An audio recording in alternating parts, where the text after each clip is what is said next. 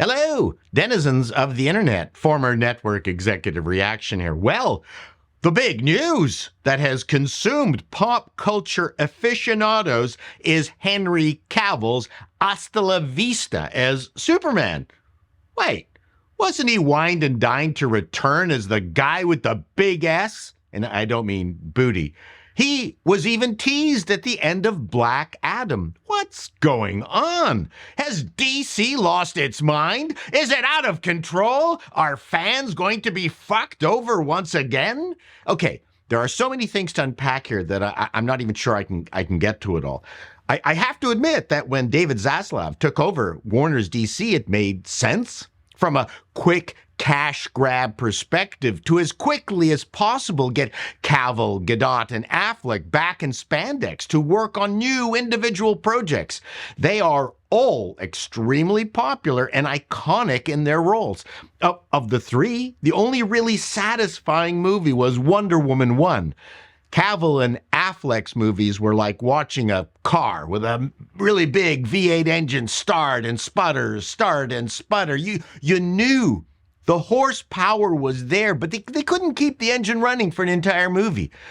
Would I have liked to have seen Henry Cavill finally being treated properly in a respectful, adventurous, positive Superman outing? Absolutely. For instance, I hate the Argentinian football team, but do I want Lionel Messi to go out with a bang and finally win the FIFA World Cup? Yes, absolutely. But much of you are still clutching your pearls, wandering the streets in a daze asking, why? Online pundits are deriding the decision. I completely understand that.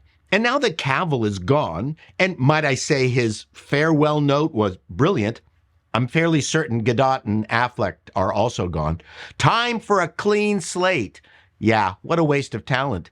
But that's in the past, and James Gunn is thinking of the future. Did the cost of bringing back these heavyweights come into play? Perhaps. The superhero universe has shrunk. There are no more billion-dollar guarantees, and frankly, DC, except for one of the Nolan Batmans, I think, never came close to hitting that milestone. The budgets of these have to be normalized for the present reality.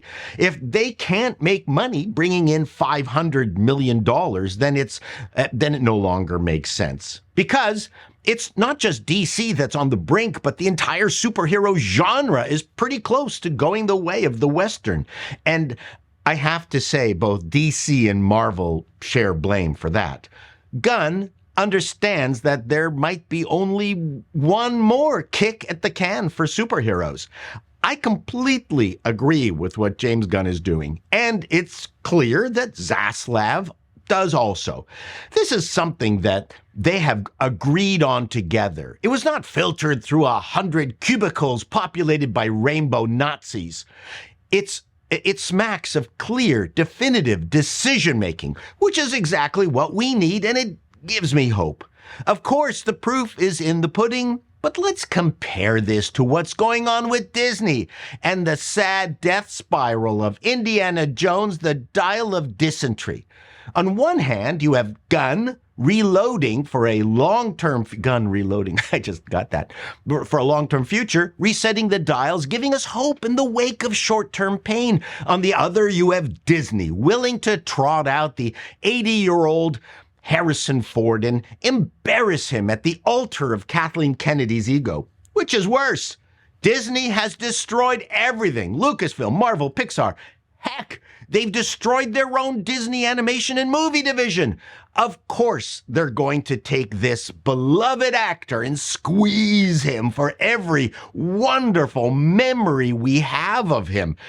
That's the difference. Gunn is providing us with cautious optimism, while Disney is a giant sinking luxury liner that's run out of coal to put in its furnaces and is now chopping up furnishings and the wooden floor in a desperate attempt to keep the ship afloat.